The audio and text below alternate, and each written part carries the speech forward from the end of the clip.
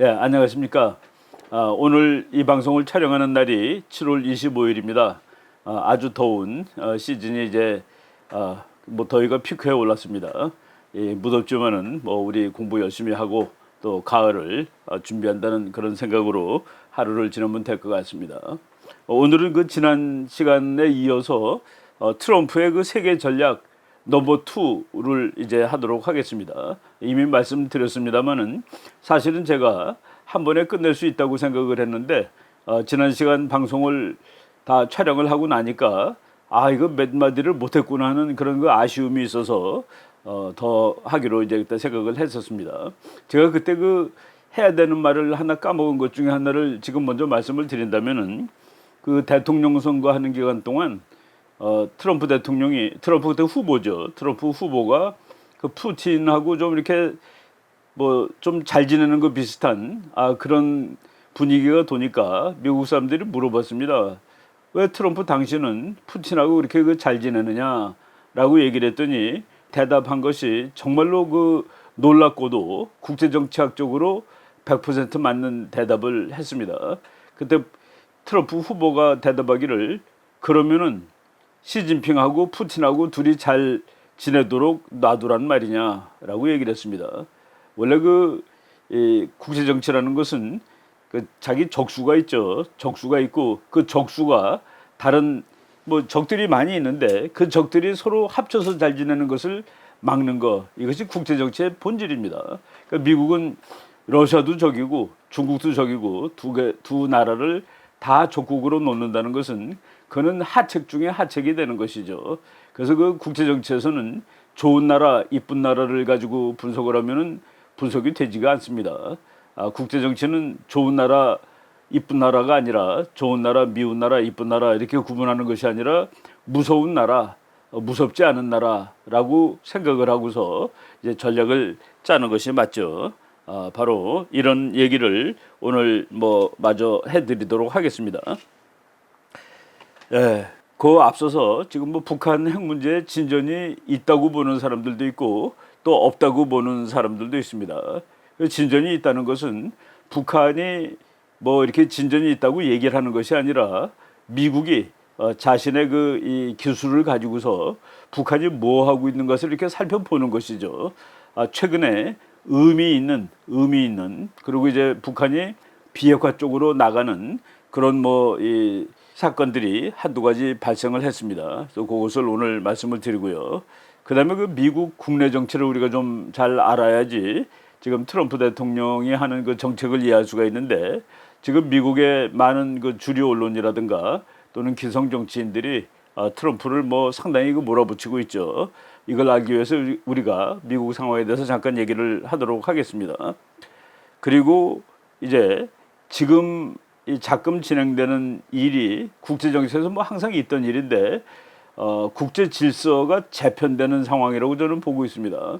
미국의 세계 대전략이 재편되는 큰 이제 분기점을 넘어서 다른 방향으로 가는 이런 상황이라고 생각이 되는데, 그런 문제 등을 한번 말씀을 드리도록 하겠습니다. 그래서 제가 말씀드릴 주제로서 이 트럼프의 대소련 전략은 21세기판 닉슨 독트린이다라고 이렇게 한번 생각을 해봤는데, 오늘 마침 7월 25일이 닉슨 독트린이 49년 전인 1969년에 발표됐던 날입니다. 트럼프의 지금 헬싱키 회담은 마치 닉슨 대통령의 그 닉슨 독트린하고 유사한 점이 있는데, 이런 것들을 오늘 말씀드리겠습니다.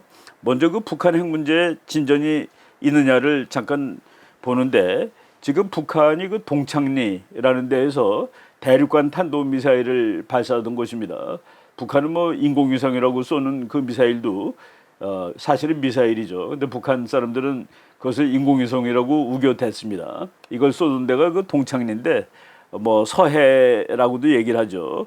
거기에 이 미사일 발사 시설을 해체하는 그런 상황을 미국 인공위성이 촬영을 했습니다. 그래가지고 미국 언론들에서도 이게 그 진전이 있는 것이냐, 그리고 트럼프 대통령도 7월 24일 날 미주리에서 열린 그 해외 전쟁에 참전했던 그 베테랑 대회에 가서 연설하면서 지금 북한이 동창리의 그러니까 미사일 발사 시설을 해체하고 있는데 이것은 바로 6월 12일 날 자기한테 약속했던 것을 실제로 진행하는 것이다라고 얘기를 했습니다. 그래서 이제 그러면서 지금 북한이 그런 식으로 나가는 것에 대해서 고맙다 비슷한 그런 얘기를 했습니다. appreciate라는 그런 의미로 표시될 수 있는 얘기를 했는데 북한이 정말로 이것을 없애는 것일까? 뭐 앞으로 두고 봐야 되겠지만은 지금 뭐 우리가 여러 가지 분석을 할 수가 있는데 아마도 이제 7월 27일이 그 한국 전쟁이 휴전된 날입니다. 휴전된 날 그 무렵에 날짜도 맞춰가지고 북한이 원하는 것은 아무래도 뭐 종전 선언인가 뭐 이런 것들이겠죠. 그것을 이제 미국으로부터 유대내기 위해서 이런 그 해체하는 모습을 뭐 보여줬다라고도 이제 분석을 할 수가 있습니다. 뭐 어느 경우든 간에 해체된 것은 하나의 그 팩트, 사실이라고 말씀을 드릴 수가 있겠습니다. 그래서 트럼프 대통령도 이제 뭐 진행이 잘 되고 있다라고 얘기를 했고, 그리고 7월 24일 그 같은 연설에서 트럼프가 언급한 것 중에 하나가 그 우주군 창설에 대해서 다시 언급을 했습니다. 우주군 창설. 미국이 지금 군사력을 상당히 강화시키고 있고, 그리고 군사력이 늘어나는 모양이 과거와 좀 다른 그 부분이 있는데 우주군 창설은 그 핵 전략에 큰 변화가 초래될지도 모르는 그런 일이라고 제가 이제 한번 말씀을 드린 적이 있습니다. 그리고 또 재미있는 거가 7월 23일 날 일어난 일인데 이란 대통령 루하니가 미국이 이제 이란에 대해서 제재를 가하고 그러려고 하니까 사자의 코털을 건드리지 말라. 그러면 후회하게 될 것이다라고 그 트럼프 대통령한테 경고를 했죠. 근데 그 트럼프 스타일입니다. 이 경고를 받고서 트럼프는 뭐 그런 경고를 받고는 도무지 참을 수가 없는 사람 같아요. 그래가지고 트위터에다가 기록을 남기는 것은 그 극비사항이 제가 이제 그 말씀을 드린 적이 있었습니다. 그 국가들이 외교를 할 때 이거 참 공개하기가 어려운 것들이 있습니다. 그런 것들을 극비 문서로 처리를 하고 그리고 수십 년 후에 공개하는 그 관례가 있는데 트위터라는 건 뭐 그냥 얘기를 해버리는 것이죠. 그냥 우리말로 그냥 질러버리는 것이라고 말씀을 드릴 수 있는데 이란 대통령이 미국이 이란을 건드리는 것은 그 잠자는 사자의 코털을 건드리는 것이다 라고 얘기했더니 거기에 대해서 즉각 이 반박문을 썼습니다. 제가 그 영어를 여기 이제 같이 보여드리고 한국말로 옆에 번역을 했는데 이렇게 이제 번역을 하면 될 것 같아요. 결코 미국을 다시는 협박하지 마시오.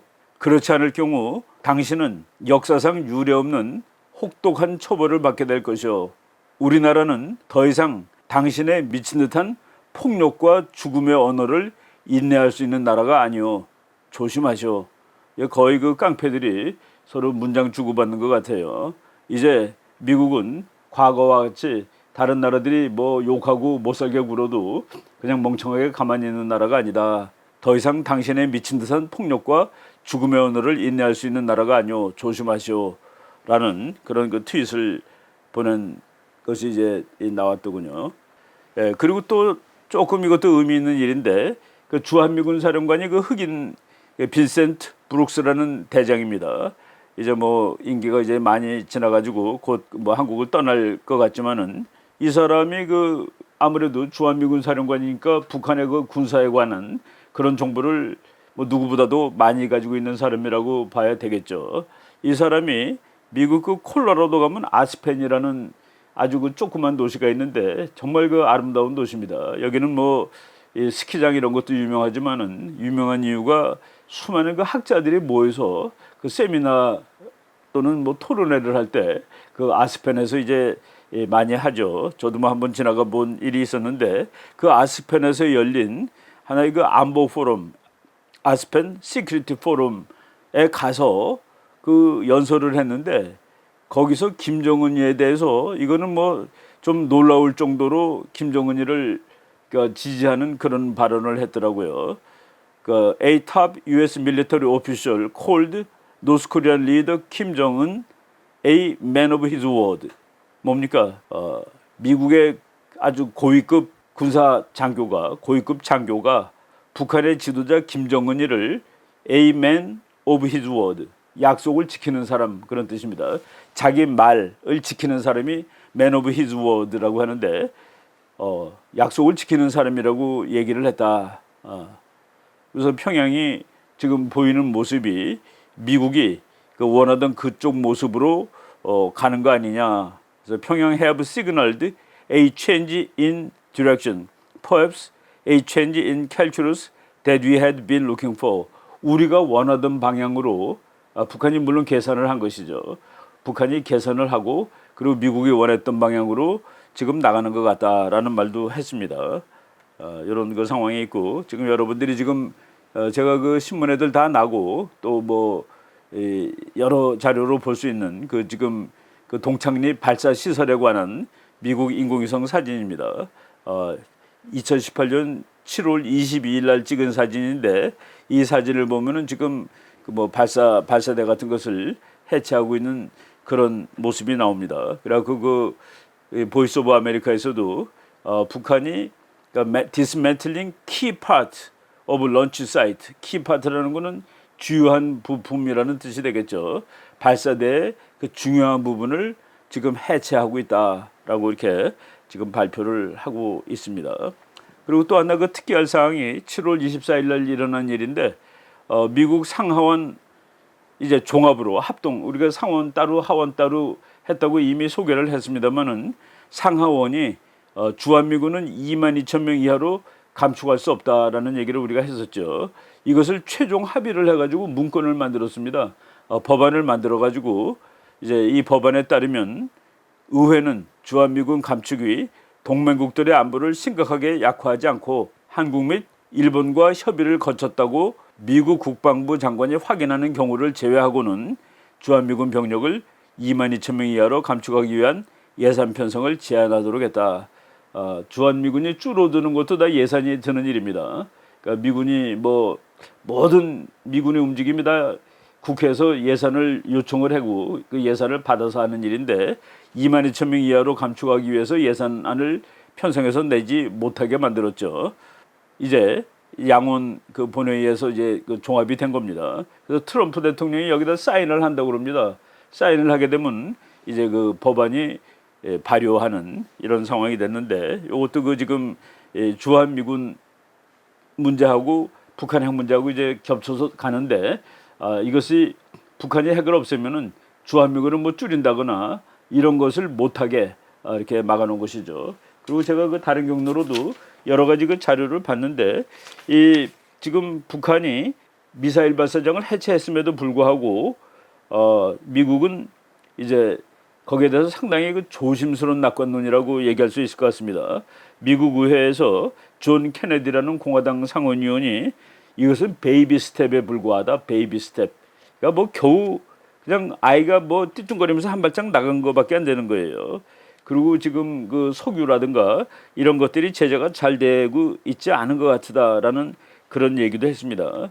그래서 트럼프 대통령은 지금 북한이 상당히 좋은 그 신호를 보내고 있다라고 얘기를 하면서도 그러나 북한의 핵이 완전히 없어질 때까지는 제재는 더욱 강하게 지속될 것이다라고 이제 뭐 재확인을 하고 있는 그런 중입니다. 그리고 유해 송환도 더 빨리 이루어져야 될 것이다라고 얘기를 하고 있죠. 그래서 지금 미국 쪽에서는 그 뭐 북한이 이것을 통해서 미국한테 좋은 신호를 보내고 이를 통해서 자기가 원하는 것을 받아내려 하지만은 미국은 핵이 완전히 없어질 때까지는 그런 것을 주지 않겠다라고 얘기하는 것이 지금 뭐 거의 그 분명하게 나타나 보인다고 이제 생각이 됩니다.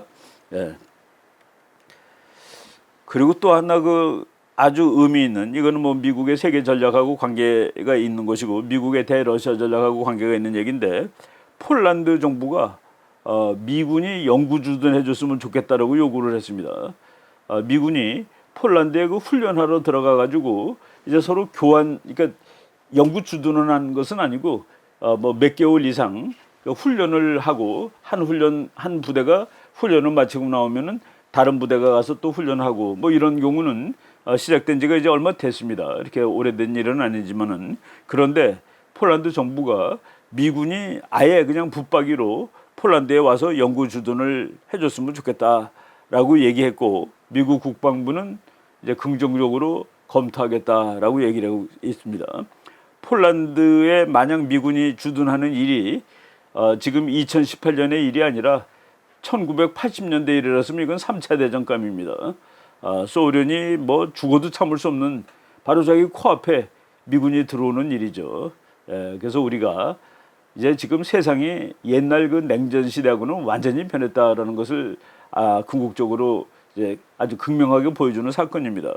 폴란드가 미군이 주둔하기를 원한다. 그리고 미국 국방부는 그것을 긍정적으로 고려하겠다. 폴란드에 미군 들어가면은 뭐 그렇지 않아도 뭐 독일 말 잘 안 듣는데 독일에 있는 미군 그냥 옆으로 뭐 국경선이 붙어 있는 나라니까 그냥 뭐 트럭 타고 이동해도 될 정도로 이런 일이 지금 앞으로 곧 일어날 것 같은 생각이 듭니다. 여러분 여기 그 지도를 나중에 보여드릴 텐데 폴란드가 지정학적으로 얼마나 그 중요한 위치에 있는지 나중에 지도를 한번 보시기 바랍니다. 그리고 이제 이 본론으로 들어가서 트럼프 대통령의 대러시아 정책 지난 그 헬싱키 회담에서 트럼프 대통령이 막 엉기고 헤매고 그리고 또 소련한테 놀아났다는 그런 얘기까지 나오고 그리고 전임 중앙정보국 국장이 트럼프가 한 것은 거의 반역에 해당된다라고 얘기를 했는데 거기에 대해서 잠깐 말씀을 드리겠습니다. 반다이크라는 사람이 이제 그 미국 민주당의 그 전략가 비슷한 사람이에요. 민주당에 관해서 쭉 민주당원이고 민주당의 그 국가 전략을 국가 정책 이런 것들을 뭐 수십 년 동안 연구한 사람인데 이 사람이 이 월스트리트 저널에 그 논문을 하나 기고를 했는데 거기에 그 이렇게 썼습니다. 지금 미국의 언론들 그리고 미국 정치가들이 트럼프가 이제 러시아 가서 잘못했다고 이렇게 막 떠들어대고 있는데 이거는 지금 조금 과한 것이다. 과한 것이다라고 얘기를 했습니다. 오버리치. 이거 지금 너무 상궤를 벗어나고 있는 것이다. 그렇게 얘기하면서 뭐라고 얘기를 했냐면은 과거에 미국 대통령 누구도 러시아와 그 협상을 했을 때 전부 다 손해를 보는 일을 많이 했다. 그러면서 얄타 회담에서 루즈벨트 대통령이 잘못해가지고 미국은 동부 유럽을 다 뺏겼다. 그리고 케네디 대통령도 비엔나 회담에서 별로 잘하지 못했기 때문에 그 결과 큐바 미사일 사건이 일어났고 그리고 할 수 없이 미국은 ICBM이 대륙간 탄도 미사일이죠. 그걸 하기 위해서 수많은 그 돈을 써야 됐다. 그래서 이 사람이 이제 역시 그 민주당 계열 사람이니까 미스터 트럼프 스톰블드 인 헬싱키. 트럼프도 헬싱키에서 뭐 그 비틀거렸다. 잘하지 못했는데 but stumbles do not amount to treason. 이 사람이 잘못한 것은 반역죄에 해당되는 그 정도는 아닌 것이다 라고 얘기를 했습니다. 그리고 이 논문의 제목이 만약 미국 민주당이 2020년에 트럼프를 깨고 승리를 하기 위해서는 지금처럼 해서는 결코 안 된다. 지금처럼 하면 진다라는 그런 논문을 썼는데 여기서 트럼프가 헬싱키에서 비틀거렸다. 저는 비틀거렸다라고 보지 않습니다. 그리고 미국 역대 대통령 중에서 가장 러시아에 대해서 그 강경한 정책을 썼던 그 대통령이 트럼프죠. 오히려 지금 뭐 미국 주류 언론이 얘기하듯이 푸틴 대통령한테 놀아난 사람은 트럼프이기보다는 오바마라고 얘기할 수 있는데 그런 얘기들을 잠깐 해드리겠습니다. 지금 국제 정치가 변하면은 그럼 적도 변하고 친구도 다 변하는 것이죠. 우리가 그 언젠가 한번 얘기를 했었는데 사실 유럽 나라 사람들이 유럽의 그 다른 나라들이 두려워하는 것은 소련이라기보다는 독일입니다. 독일. 그래서 그 대처 수상이 미국이 독일을 그 통일시킬 무렵에 그러니까 1990년대 초반이죠. 통일을 시킬 무렵에 그것을 격렬히 반대하면서 미국이 독일을 통일시킬 것처럼 나가니까 이 사람이 소련 대통령을 만났습니다. 그때 이제 고바초프 대통령을 만나가지고 이제 뭐라고 얘기를 했냐면은 대처 수상이 직접 한 말입니다.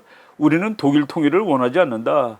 소련이 막아달라라고 얘기를 했죠. 그리고 그 당시에 이제 프랑스 대통령이 미테랑이었습니다. 미테랑 대통령은 독일의 통일을 막기 위해서라면 프랑스하고 러시아가 군사동맹도 맺을 수 있다라고 얘기를 했죠. 그리고 이제 그 당시에 미테랑 대통령 보좌관인 자크 아딸리라는 그 프랑스 이제 뭐 이 사람은 뭐 책도 많이 쓰고 그런 그 지식인입니다. 독일이 통일되면은 화성에 가서 살겠다라는 얘기까지 했죠. 야, 이거 보면은 이 사람들은 독일의 통일을 막기 위해서 러시아랑 군사 동맹도 맺겠다라고 얘기를 했고, 그리고 대처는 가서 고바초프 대통령한테 독일 통일을 막아달라고, 심지어는 군사력이라도 써야 된다고 얘기를 했습니다. 이것을 지금 거꾸로 얘기를 해가지고 만약 트럼프 대통령이 이런 말을 했다 치면은 미국 언론에서는 뭐 반역자가 아니라 즉각 대통령 관두고 내려와야 된다라고 얘기할 수 있는, 바로 상황이 변했을 때 이렇게 변하는 것이 국제정치의 본질이다라는 말씀을 드리는 겁니다. 제가 그 책을 한 권, The End of Alliance라는 책인데, 이건 나온 지 뭐 이것도 한 10년 정도 돼가는 책입니다. 인도 계열 학자가 쓴 건데, 라잔 메논이라는 학자입니다. The End of Alliances. 세상이 변했습니다. 이 책 그 앞에 보면은 왜 미국은 냉전 시대 때 만들어 놓은 동맹에 지금도 연연하는가? 왜 연연하는가? 지금 세상이 본질이 변했는데, 그러니까 세상이 본질이 변했는데 미국 사람들의 그 동맹과는 변하지가 않았다. 지금 미국의 주류 언론 또는 민주당 사람들이 얘기하는 것은 바로 이 교수 얘기하면은 완전히 세상 변한 것을 모르는 사람들이 되는 것이죠. 그래서 유럽과 아시아에 있는 동맹에 대해서 다시 생각해 봐야 된다라고 얘기했습니다. 상황이 본질적으로 변했는데도 불구하고 과거의 동맹에 집착할 수는 없다. 그래놓고 이 사람은 그 패러다임은 영원한 것이 아니다라고 얘기를 했습니다. 지금 미국의 주류 언론, 주류 정치가들은 패러다임이 영원하다라는 그 궤 안에서 살고 있다라고 보여지죠. 트럼프는 그 궤를 깨는 사람입니다. 러시아랑 잘 지내는 게 뭐가 어때서 라고 얘기하는 사람이고, 어떻게 러시아라는 그 적국하고 잘 지낼 수 있다. 그것이 지금 미국 국내 정치에서 충돌을 하고 있죠. 그런데 이 학자들도 그렇고 정치가들도 그렇고 한번 머리에 들어간 것이 이렇게 쉽게 없어지질 않습니다. 쉽게 변하질 않는데, 제가 이것도 그 언젠가 학자들이 국제정치를 예측하다가 아주 형편없이 틀리는 경우가 많다라는 사례를 얘기한 적이 있었는데, 여러분들이 그 뭐 기억하고 있는 학자일 겁니다. 폴 사무엘슨이라는 사람이 노벨상에 빛나는 아주 참 대경제학자죠. 이 사람이 소련이 망한 것이 1990년입니다. 90년에 망해가지고 90년 크리스마스 날 아예 소련 깃발이 없어지고 이제 러시아 깃발로 바꿔서 올렸죠, 깃발을. 그런데 1989년에 나온 자기의 책에서 소련 경제는 아무런 문제가 없다라고 썼습니다. 소련 경제는 과거 회의론자들이 생각했던 것과는 반대로 사회주의 통제 경제가 기능을 할 수 있을 뿐만 아니라 번영을 구가할 수도 있다는 사실을 증명하고 있다. 이 책이 나온 지 바로 1년 만에 뭐 바로 그 해라고 말할 수 있겠죠.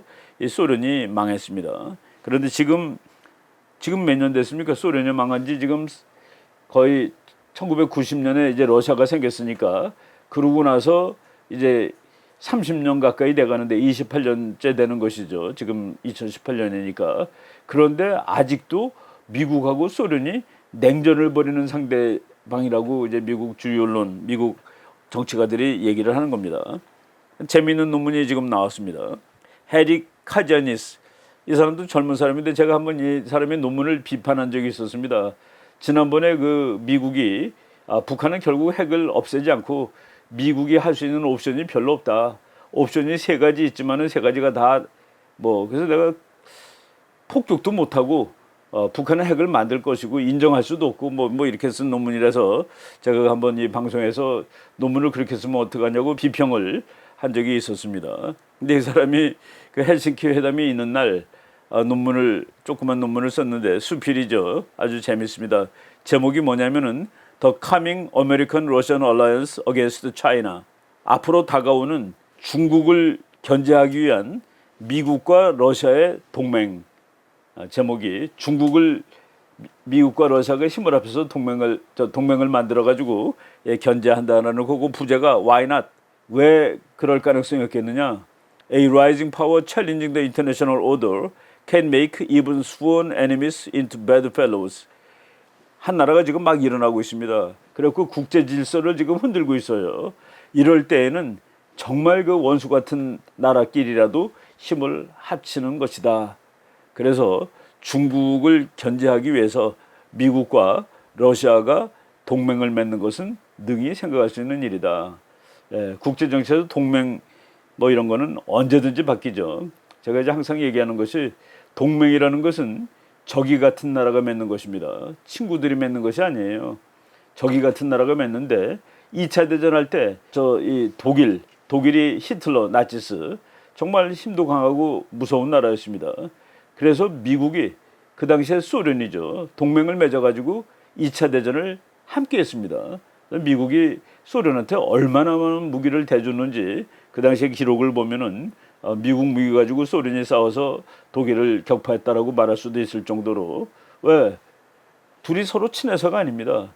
독일이라는 무지막지한 적이 있었기 때문에 그래서 그 독일을 격파하는 일이 중요하기 때문에 미국과 소련이 동맹을 맺었던 것이죠. 그런데 독일이 격파되고 나니까 미국과 소련은 같이 뭉칠 수가 없는 나라죠. 한 나라는 자본주의 자유주의 국가고 한 나라는 공산주의 국가인데 둘이 그대로 그날로 그러니까 독일이 멸망하는 그날로 미국하고 소련은 이제 적대적인 국가로 이제 바뀌는 것입니다. 카제니스 교수가 바로 뭐 그 상식적인 얘기를 했는데 그 사람이 재미있는 얘기를 했습니다. 그 논문 중에 진보 좌파들은 러시아 스파이가 온 천지에 널려 있는 것처럼 보이겠지만 그렇죠. 지금 미국 사람들 상당 부분이 러시아가 미국하고 싸우는 나라라고 얘기를 하고 있습니다. 그러니까 그들 눈에는 러시아가 그러니까 침략국이라는 것이 막 보이는 거예요. 미국 전체에 러시아 스파이가 드글드글하는 거로 보이는 것이죠. 진보 좌파들은 러시아 스파이가 온 천지에 널려 있는 것처럼 보이겠지만 미국과 러시아가 보다 큰 이유가 있어서 서로 협잡할 가능성은 아주 높다. 여기서 그 콜루전이라는 말을 지금 미국 언론에 매일 콜루전이라는 말이 나오는데 그거는 정당하게 하는 일이 아니라 그 밑에서 이제 뭐라고 그럴까요? 짝짝꿍 하는 겁니다. 나쁜 의미에서 협잡이라고 얘기하는데 트럼프가 소련하고 협잡을 해서 그래서 트럼프가 당선됐다라는 것이 미국의 이제 이 좌파들의 얘기죠. 근데 이 카제니스 박사가 이제 미국과 소련이 더 큰 이유 때문에 콜루전을 해야 될 것이다. 그것도 아주 가까운 장래, 이제 아주 가까운 장래. 트럼프가 그거 하고 온 겁니다. 이번 가서 트럼프가 그거 하고 온 것이고 그리고 제가 그 지난번에도 소개를 했지만은 미국의 외교 정책이 이렇게 돼가야 된다라고 얘기했던 그 학자들이 소련과는 제2의 냉전을 벌이기보다는 냉랭하지만 평화를 콜드 피스를 추구하라. 왜 중국을 견제하기 위해서 바로 국제 정치의 그 원칙이 지금 트럼프는 그것을 받아들이고 이제 실제 행해 나가고 있는 것이고 미국의 그 주류 언론은 그것을 이제 벗어나지 못하고서 이제 아우성 친다라고 말씀드릴 수 있습니다. 제가 그 손자병법 그 얼굴하고 그림 갖고 왔는데 트럼프 대통령이 2016년 8월에 선거가 한참 하고 있을 때 US 뉴스 앤드 월드 리포터라는 잡지가 트럼프 대통령한테 국민들한테 소개하고 싶은 책, 국민들이 읽어야 될 책 10권만 소개해 주세요라고 부탁했는데 그 첫 번째 책이 손자병법입니다. 손자병법은 뭐 정말 그 인류 역사 뭐 수천 년 중에서 손꼽는 명조로 남아 있죠. 트럼프가 국민들한테 읽어야 될 책 10권 중에 그 넘버원으로 손자병법을 추천을 했다. 손자병법의 첫 마디는 뭐겠습니까? 손자병법의 첫 마디는 싸우지 않고 이기는 것이 최고로 잘 싸우는 것이다. 싸우지 않고 이기는 것, 전쟁에서 이기는 것이 아니라 안 싸우고 이기는 것이 가장 최선의 전략이다라고 얘기를 했습니다. 제가 이제 두 번째로 트럼프가 읽어보는 책이 니콜로 마키아벨리의 군주론입니다. 첫 번째가 손자병법, 두 번째가 군주론. 그래서 우리가 트럼프가 뭐 누구 주머니 속에서 놀아나고 반역을 하고 그런 거라기보다도 트럼프는 그 자신이 상당한 수준의 전략가임을 알 수 있게 하는 이런 책이죠. 세 번째 책이 그 노먼 빈센트 펄 목사가 쓴 The Power of Positive Thinking. 이게 뭐 우리말로도 번역이 됐습니다. 신념의 마력이라고 번역이 된 책이고, 그다음에 네 번째가 아인슈타인의 그 Ideas and Opinions, 뭐 아인슈타인 인생 철학이라고 보시면 됩니다. 그리고 다섯 번째 책이 에머슨의 그 교육 철학에 관련된 책이고, 이거 제가 언젠가 한번 얘기했던 것 같아요. 그리고 나머지 6, 7, 8, 9, 10 나머지 다섯 권이 전부 다 중국에 관한 책입니다. 중국 공산당에 관련된 책, 그 키신저 박사가 쓴 중국에 관한 책, 그리고 존 할리데이가 쓴 모택동 그 전기죠. 그리고 그다음에 이제 두 권은 중국의 경제 발전에 관한 책입니다. 예, 그러니까 지금 중국하고 경제적으로 트럼프가 싸우고 있죠. 근데 트럼프가 읽으라고 그런 책 10권 중에 5권이 바로 중국 정치 경제에 관한 책이라는 거. 그리고 첫 번째 책이 손자병법, 두 번째 책이 마키아벨리의 군주론. 그러면은 우리가 트럼프가 이 주제에 대해서 상당히 그 깊은 이해를 가지고 있는 사람이라고 생각하고서 분석을 해야 될 거라고 저는 말씀을 드리고 싶습니다. 미국이란 나라가 전쟁을 뭐 제일 많이 한 나라 중에 하나죠. 미국은 뭐 전쟁으로 나라가 생겼고, 그리고 전쟁을 수단으로 생각하는 나라입니다. 전쟁은 목적은 아니에요. 그렇지만 언제든지 국가 정책을 위한 좋은 수단으로, 이렇게 힘이 세니까 또 당연히 좋은 수단으로 이제 사용하기도 좋겠죠. 미국이 전쟁했던 대표적인 나라들이 첫째는 영국입니다. 미국이 영국으로부터 독립을 해서 그러니까 독립전쟁을 영국하고 했으니까. 그리고 1812년 독립한 이후에 뭐 한 30년도 안 됐죠. 한 30년 됐네. 그 무렵에 영국이 다시 침입을 해가지고 뭐 미국이란 나라가 없어질 뻔했죠. 그때 그래도 간신히 이겨가지고 미국이란 나라가 이제 살아나왔습니다. 그 영국이 대표적으로 미국 건국 초기에 전쟁했던 상대방이고, 두 번째는 스페인입니다. 스페인하고 전쟁을 해서 이김으로써 이제 미국이 세계적인 강대국으로 올라서게 되죠. 그다음에 미국이 제일 지독하게 싸움을 많이 한 나라가 독일이죠. 1차 대전, 2차 대전을 했으니까. 그다음에 이태리, 2차 대전에 또 이태리랑 전쟁을 했죠.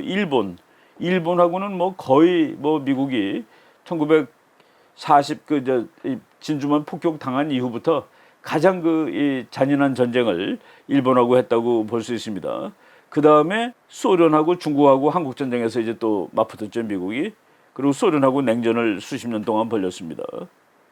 이것이 미국이 전쟁을 했던 대표적인 국가들이에요. 그리고 미국과 한편에 섰던 나라들, 프랑스입니다. 프랑스가 미국 독립할 때 프랑스가 도와줬죠. 요번에 트럼프 대통령이 프랑스 대통령한테 조금 좀 서운하게 했다고, 그 옛날 독립할 때 도와준 그 은혜를 잊어버린 사람이라고 얘기하는데, 예, 그 200년도 넘었는데 지금 은혜를 기억하기에는 국제 정치가 너무나 변했습니다. 그리고 프랑스는 미국의 대부분 학자들이 반미주의 원조를 프랑스로 칩니다. 프랑스가 미국이 생기기 전부터도, 국가가 생기기 전부터도 미국을 참 비하했던 사람들이 이제 프랑스 사람들이죠. 그 프랑스는 그럼에도 불구하고 미국하고 직접 전쟁은 안 했습니다. 같은 편이었어요. 그리고 일본이 1차 대전 때 미국 편이었습니다.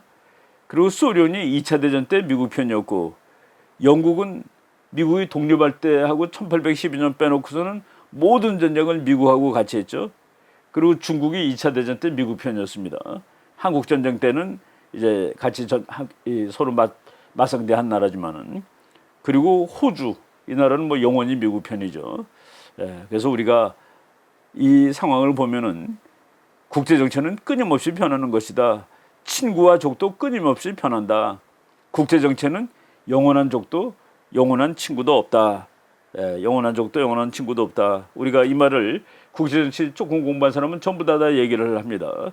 그런데 국제 정치에는 영원한 적도 영원한 친구도 없다라는 말을 우리가 이게 누가 한 말이냐 하면은, 국제 정치학자들이 이제 그 항상 이름을 대는 사람이 파머스턴이라는 영국의 수상도 했고 영국의 외무장관 됐던 분인데, 이분은 이렇게 얘기했죠.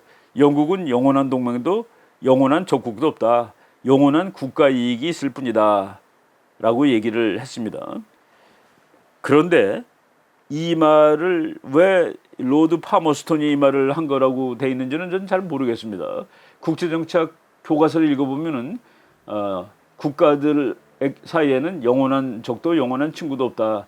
영원한 국가 이익이 있을 뿐이다 라는 얘기를 항상 파머스톤이 한 말로 치는데, 이 사람보다 거의 50년 정도 앞서서 5, 60년 앞서서 이 말을 한 사람이 미국의 그 조지 워싱턴 대통령입니다.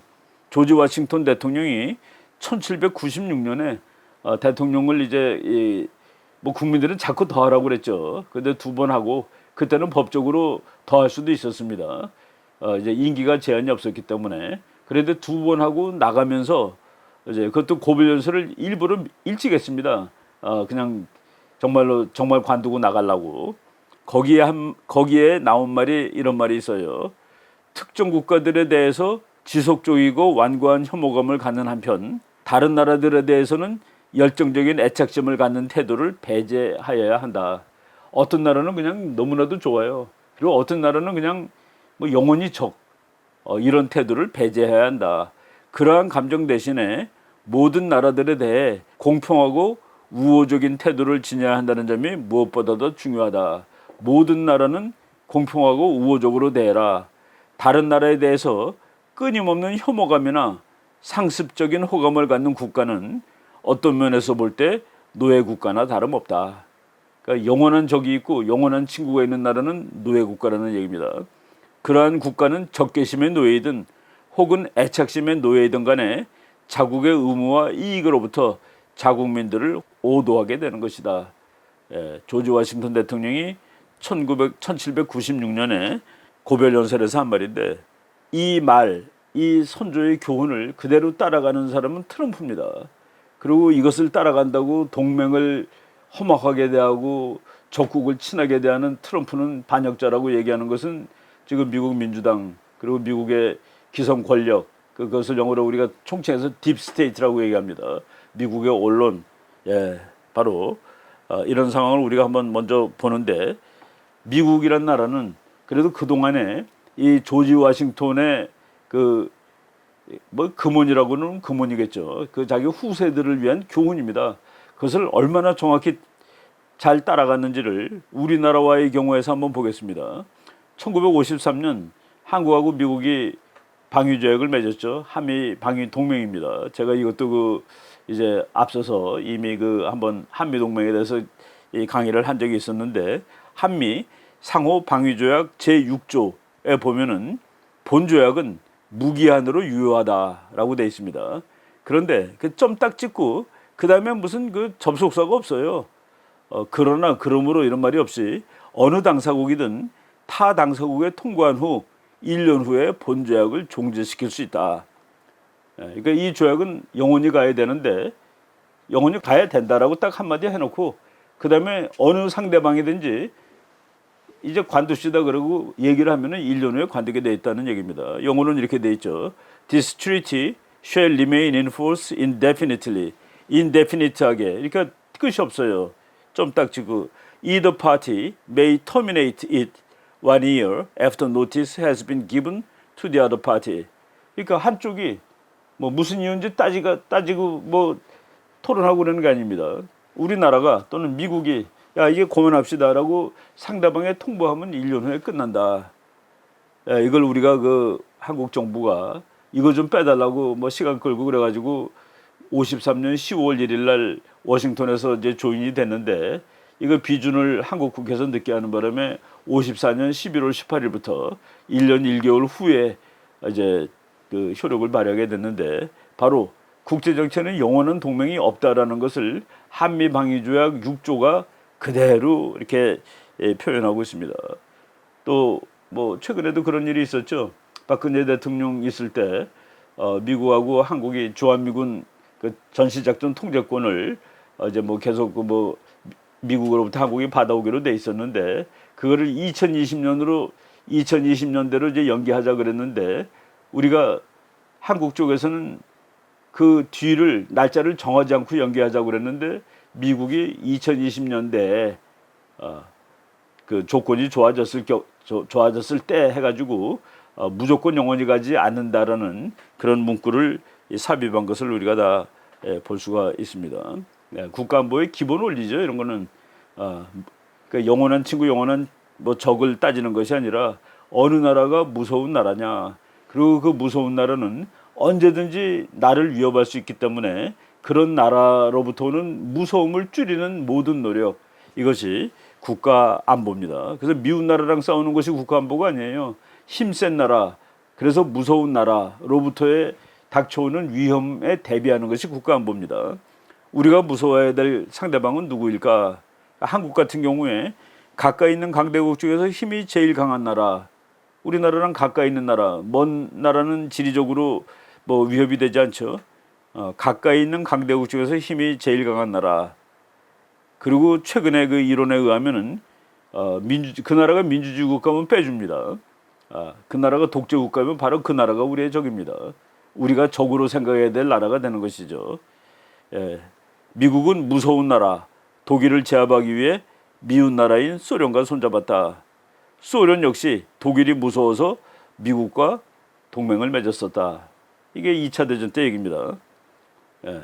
지금 이걸 갖다 트럼프 대통령은 무서운 나라 중국을 제압하기 위해 미운 나라인 소련과 손 잡으려 한다라고 지금 상황을 갖다 대입할 수 있을 거다.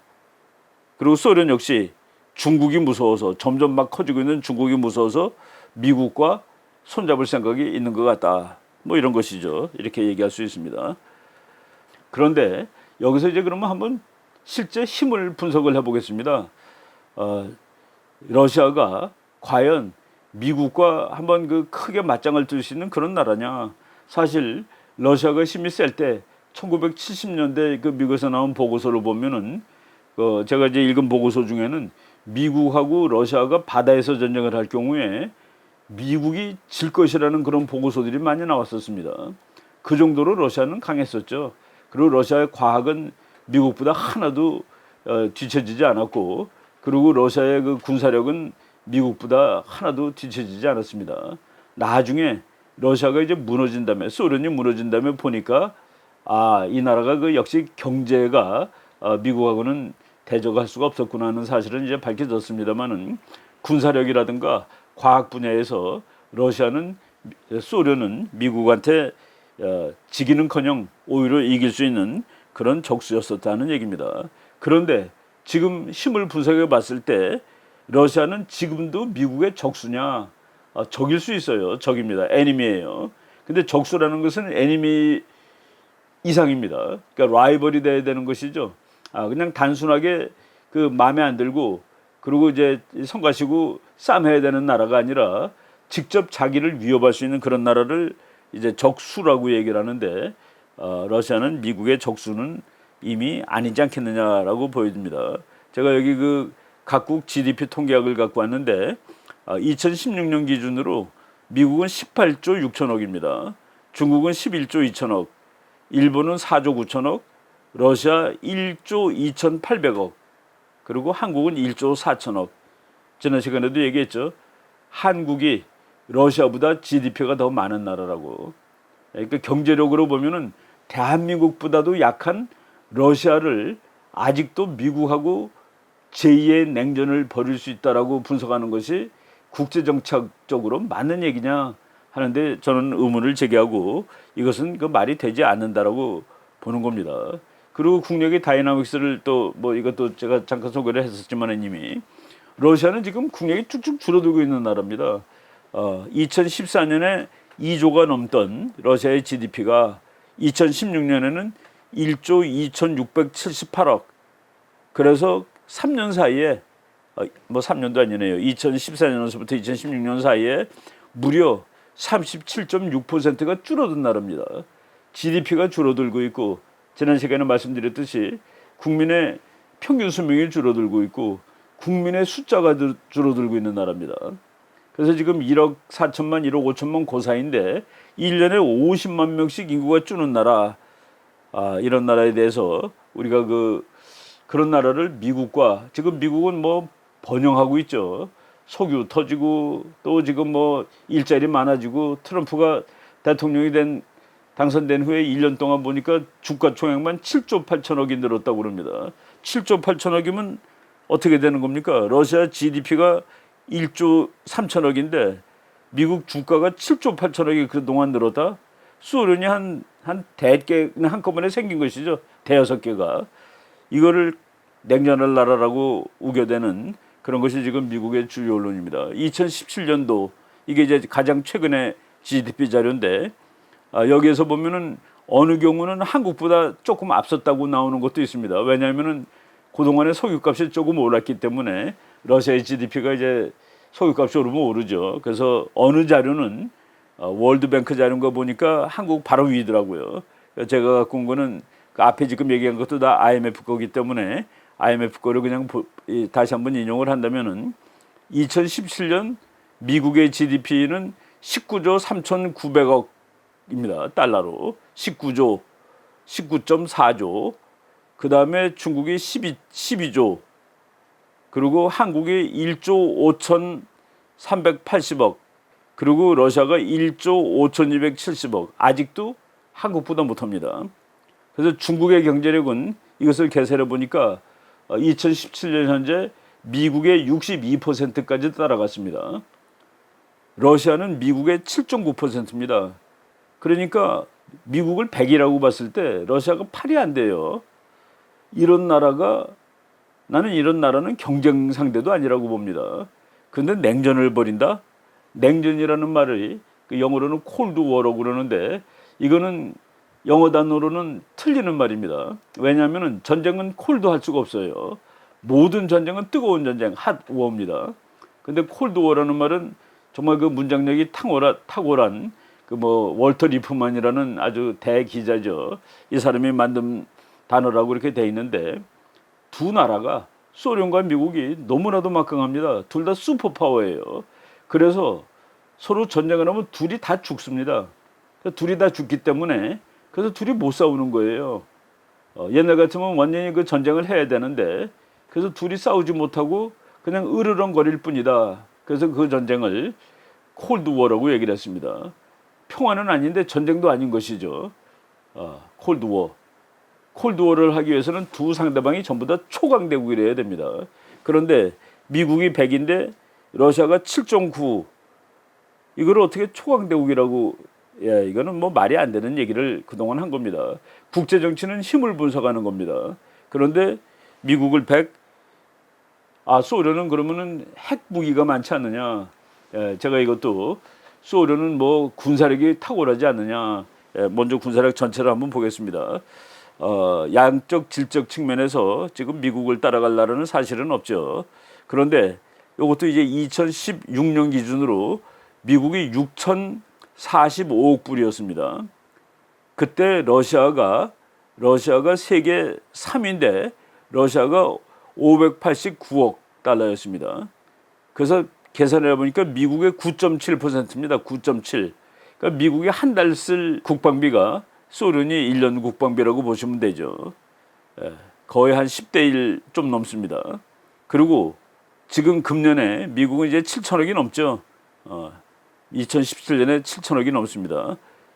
계속 지금 국방비가 증강되고 있기 때문에 그래서 이제 전체적으로 봐서 그렇다 하는 얘기고 그러면은 그래도 만들어 놓은 핵무기도 있고 만들어 놓은 전투기도 있지 않겠습니까? 라고 얘기할 수 있는데 돈이 없으면 그런 좋은 무기를 쓸 수 없다가 답입니다. 제가 1994년에 러시아가 이제 몰락하고 한 몇 년 안 됐을 때 우리나라 해군 군함을 타고 블라디보스톡을 방문한 적이 있었습니다. 그 블라디보스톡에 갔더니만은 소련 거기 극동함대 사령부를 방문했었는데 거기에 소련 군함들이 쭉 이제 줄 서서 있고 잠수함도 있는데 잠수함이 큰 잠수함인데 이렇게 보니까 내가 그냥 눈으로 봤을 때 어딘가 모르게 조금 이렇게 삐뚤어 돼 있는, 그러니까 똑바로 돼 있지가 않은 것 같았어요. 그래서 내가 조금 저걸 잘못 보고 있나라고 하고 그때 그 소련군 해군 대령한테 지금 내가 저 잘못 보는지 모르는데 저 군함이 약간 삐뚤어 돼 있는 것 같다 잠수함이. 그랬더니 그 소련군 대령이 삐뚤어 된 거 맞다라고 얘기를 하더라고요. 그래서 왜 똑바로 안 서 있느냐 그랬더니 아주 답이 간단해요. 돈이 없어서. 돈이 없어서. 내가 돈이 없으면은 이 좋은 무기가 있어도 쓸 수 없다라는 사실을 우리가 농담처럼 다 알죠. 미국이 항공모함 그냥 갖다 주더라도 우리는 너무 돈이 많이 들기 때문에 쓰지 못할 것이다라는 말이 있듯이 지금 이 소련이 지금 이제는 러시아죠. 러시아가 미국하고 제2의 냉전을 벌인다라는 것은 이것은 전혀 그 국제정치 분석으로는 말이 안 되는 얘기입니다. 그 러시아는 지금 미국하고 냉전을 벌일 수 있는 나라는 아니에요. 냉전 경쟁을 하는 나라도 아닙니다. 냉전은커녕 이것을 우리가 정확히 알아야 되는데, 근데 미국의 그 딥스테이트, 참 밑에 있는 권력들이죠. 미국의 기성 권력, 이들은 러시아를 적대시 함으로써 자기네 그 정치적으로 또 여러 가지 다른 측면에서 이제 덕을 볼 수 있는 그런 세력이기 때문에 이렇게 그 패러다임이 바뀌는 거에 대해서 분노하고 있다라고 저는 생각이 듭니다. 지금 미국이 러시아를 지금 사용을 합니다. 활용을 해가지고 이제 그 활용하는 목적은 중국을 견제하는 것이죠. 뭐 저는 지금 트럼프가 심리 분석을 정확히 해서 지금 중국이란 나라가 미국의 패권에 도전하는 두 번째 나라다. 그래서 만약의 경우 앞으로 냉전을 벌인다면은 그것은 러시아가 아니라 중국이다라는 것을 확실히 하는 것이죠. 그런데 지금 이 상태로 가만 놔둘 경우에 중국은 더 힘이 세지고, 중국이 더 힘이 세지면은 그때 미국은 중국의 패권을 이제 군사력이 아니면 막을 수단이 없는 상황까지 오게 됩니다. 그래서 지금 미리 중국하고 대결을 하게 될 때는 꼭 군사력까지 가지 않아도 되죠. 경제력으로, 특히 이제 중국은 미국과 이제 상호 거래를 많이 함으로써 중국이 세계 2위로 뛰어오른 나라입니다. 그렇기 때문에 경제라는 수단을 가지고 지금 중국하고 경쟁을 할 수가 있고, 중국의 부상을 미국이 이제 차단할 수 있는 그런 상황입니다. 그래서 트럼프는 대통령이 된다음에 미국에 뭐 무슨 돈을 많이 번다 이런 것도 물론 이유가 다 되겠지만은, 크게 거시적 전략적으로 봤을 때 지금 중국하고 경제적인 수단을 가지고 이제 경쟁을 하게 되면은 미국은 이제 혼자 유일 초강대국의 지위, 패권국의 지위를 한동안 유지할 수 있다. 근데 이런 싸움에 러시아까지 함께 동원하는 것이죠. 저는 한때 지금도 북한마저도 미국이 이제 대중국 견제 전략에 활용하고 있다라고 생각을 하는 편입니다. 제가 어제 뭐 이렇게 자료를 정리하다 보니까 제가 요 잡지가 조그만 잡지지만은 발행된 것이 2007년 4월 5일입니다. 그러니까 11년 된 잡지예요. 근데 보니까 제가 발표했던 논문이 하나 있더라고요. 근데 10년 전에 뭐라고 썼나 하고서 미국의 대북한 전략이라고 돼 있습니다. 이 제목이. 토론회를 했었는데 그 토론회 발표했던 논문을 요 잡지사 기자들이 이렇게 요약을 해서 쓴 건데, 제가 그때 썼던 부분을 잠깐 읽어드리겠습니다. 이때는 김정은이가 나오기도 전이에요. 김정일이 있을 텐데 제가 뭐 결론 비슷하게 쓴 말입니다. 미국에게 있어서 북한 문제를 궁극적으로 해결한다 하면 북한이 더 이상 미국을 위협하는 테러 지원국이 아니게 하는 데 있다. 그때 이제 테러 전쟁 시대이기 때문에 테러가 가장 중요한 이슈였죠. 그때 미국의 북한에게 대한 관점은 미국이, 그러니까 테러리스트한테 북한이 핵을 팔면은 그 테러리스트가 북한 핵을 미국에다 떨겨뜨릴지도 모른다는 것이 가장 큰 관심사로 있을 때입니다. 지금은 이제 미국이 관심사가 테러리스트도 물론 있습니다만은 북한의 핵폭탄이 직접 미국까지 날아올 수 있다는 그 문제를 처음으로 봉착한 사람이 바로 트럼프 대통령입니다. 많은 사람이 그래요. 미국이 20년 동안 북한한테 속았다. 아직 다 속지 않았느냐. 그런데 트럼프하고 오바마가 결정적으로 다른 것은, 오바마 대통령 재임 중에는 북한의 과학기술을 고려했을 때 미국까지 북한 핵폭탄이 날아올 수가 없었습니다. 그런데 트럼프 대통령 때는 과학적으로 미국 본토가 북한에게 맞을 수 있는 상황이에요. 그래서 트럼프는 오바마처럼 전략적 인내를 할 수 없는 시절의 대통령이다라고 이제 저는 보고 있는 것이죠. 이때는 2007년에는 그거보다 더 중요한 이슈가 이제 그때는 북한 미사일이 미국까지 간다는 것은 아직도 좀 여유가 있을 때죠.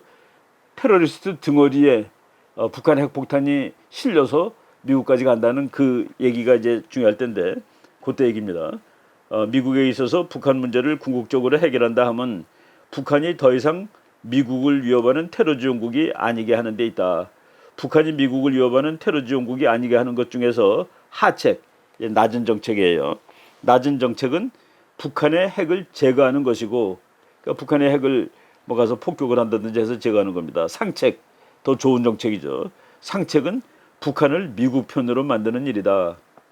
미국의 대북한 정책 중 상책이 바로 레짐 체인지이며, 여기에는 김정일 정권이 붕괴되는 것, 김정일 정권이 미국에게 더 이상 적대적이 아닌 정권으로 변하는 것, 아마도 리비아식 등 최소한 두 가지 방법이 있을 수 있을 것이다. 미국은 김정일 정권이 반미를 포기하면, 그리고 미국의 이익에 봉사한다면 그 수준에서 기왕의 문제를 종결시킬 수도 있을 것이다. 이거 지금 김정은한테 적용시켜도 됩니다. 미국은 김정은 정권이 반미를 포기하면, 그리고 미국의 이익에 봉사한다면 그 수준에서 기왕의 문제를 종결시킬 수도 있는 것이다. 그러니까 결국 국제 정치는 그 원리가 변하지 않습니다. 오랫동안 그 원리라는 것은 이익과 힘입니다. 이익과 힘. 그래서 지금 미국이 북한 문제를 해결하기 위해서 노력을 하는데, 그거는 국제 정치의 이렇게 큰 부분이라기보다도 좀 마이너한 부분이라고 일단 보시는 게 더 좋습니다. 그리고 큰 부분, 국제 정치의 아주 큰 부분은 이제 그 미국의 패권을 유지하는 것이죠. 패권을 유지하는데 그것이 한동안 테러리즘 때문에 이제 문제가 있었습니다. 테러리즘은 뭐 어떻게 보면 미국 패권하고 직접 관련은 없는 것이죠. 그런데 테러리즘이 이제 좀 잦아들고 테러 문제가 해결돼 가는 상황에서 미국이 가장 큰 문제로 이제 보는 것은 중국의 도전입니다. 그래서 미국이란 나라의 그 실존 또는 미국의 그 지금 현재 존재, 패권적인 존재, 거기에 대해서 이제 중국이 위협을 하는 것이죠. 그래서 그 문제를 해결하기 위해서 미국은 다시 전통적인 국제 정치로 회귀를 하는데, 그것이 그 유럽의 밸런스 오브 파워를 바꿔놓는 겁니다. 제가 그 닉슨 독트린하고 한번 비유를 하겠다고 아까 말씀드렸는데, 닉슨 독트린은 1969년 7월 25일 날 닉슨 대통령이 괌섬에서 발표했던 정책입니다. 괌섬이라는 거 저쪽 이 북태평양에 있는 섬이죠.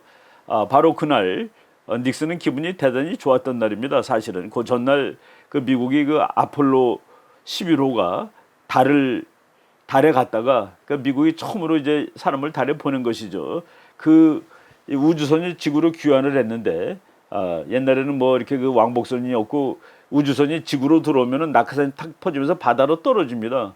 그 지점에 가서 이제 이 바다에 빠진 그 우주인들을 이제 이 항공모함 같은데 이제 그러니까 뭐 구조는 아니고 실어오는 것이죠. 그래서 그 우주인들 만나고 미국이 세계에 이제 소련을 완전히 압도한 것이죠. 그런데 그날 그 다음 날 이제 이 닉슨 독트린이라는 것을 발표하는데, 한마디로 말해서 이제 그 베트남 전쟁은 이제 베트남 사람들이 해라. 우리가 이제 더 이상 그 세계 안전을 지켜주는 일을 하지만은 더 이상 우리가 그 베트남 전쟁을 다 해주지는 않을 것이다 그랬는데, 이거가 여러분이 제가 큰 지도를 보면서 설명드리겠습니다. 베트남이 그 중국 밑에 있는 나라죠. 베트남에 미군이 50만 명이 가 있었습니다. 근데 닉슨 독트린은 베트남 전쟁은 베트남 사람들이 하는 거니까 해서 미국이 50만을 뺍니다. 그 50만을 빼게 되면은 제일 기분 좋은 나라는 중국이 됩니다. 왜냐면은 지도상으로 보면 바로 그 밑에, 자기 바로 밑에 미군이 50만이 있었는데 그것이 빠져나가 주니까 중국은 훨씬 마음이 이제 여유가 생기죠. 근데 그 무렵에 중국하고 소련은 서로 영토 분쟁, 뭐 이념 분쟁을 시작했을 때입니다. 그래갖고 미국이 소련하고 중국이 이게 한 덩어리가 아니다. 비록 공산주의지만은 이것을 쪼개놓아야 되겠다. 쪼개놓기 위해서는 일단 중국을 미국 편으로 끌어당겨야 되는데, 중국을 미국 편으로 끌어당기기 위해서는 중국한테 뭔가 좋은 일을 해줘야 되죠. 그래서 남쪽에 있는 중국 바로 밑에 있는 베트남에 50만의 미군을 빼주면은 중국군이 저 위로 가서 붙을 수 있습니다. 중국은 러시아랑 지금 한판 붙어야 되는데, 그래서 월남에 있는 미군을 빼주니까 중국군이 안심하고 만주 쪽으로 가가지고 이제 러시아랑 대결을 할 수가 있는 것이죠. 바로 아무르강에서 이제 영토 분쟁하고 그랬습니다.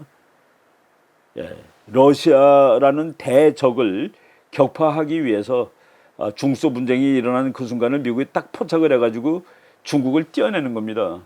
중국은 그냥 미국의 적이죠. 공산국가고. 그런데 그때 닉슨 대통령 키신저가 했을 때 미국 언론이 왜 공산주의자랑 이렇게 잘 지내느냐라는 말을 하질 않았죠. 지금 트럼프한테 이렇게 많은 얘기가 나는 것은 국제 정치라기보다도 국내 정치적인 아이덴티티 폴리틱스라고 얘기를 할 수 있는 겁니다. 그래서 러시아는 그때 유럽에 있던 유럽은 나토가 있었는데 나토보다는 소련이 훨씬 군사력이 막강했습니다.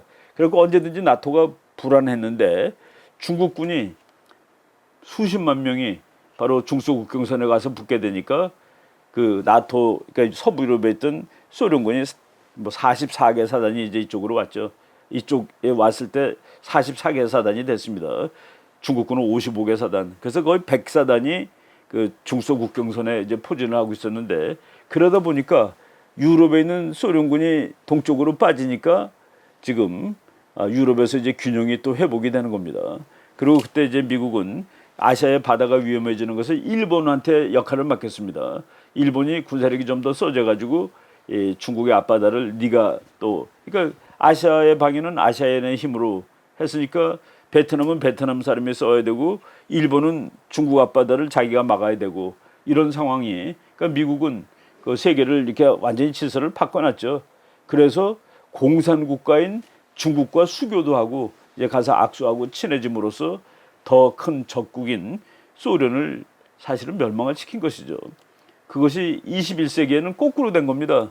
중국이란 나라가 미국을 이어가는 나라가 됐는데 지금은 러시아가 됐지만 러시아를 다시 미국이 불러내 가지고 중국을 견제하는데 같이 이제 힘을 쓰고 지금 푸틴 대통령의 동방 정책이라는 것이 있는데 그것은 미국의 지원이었으면 뭐 대리라고 보지 않습니다. 동방 정책은 러시아가 아시아를 중요시하는 정책이죠. 시베리아를 중요시하는 정책입니다. 왜?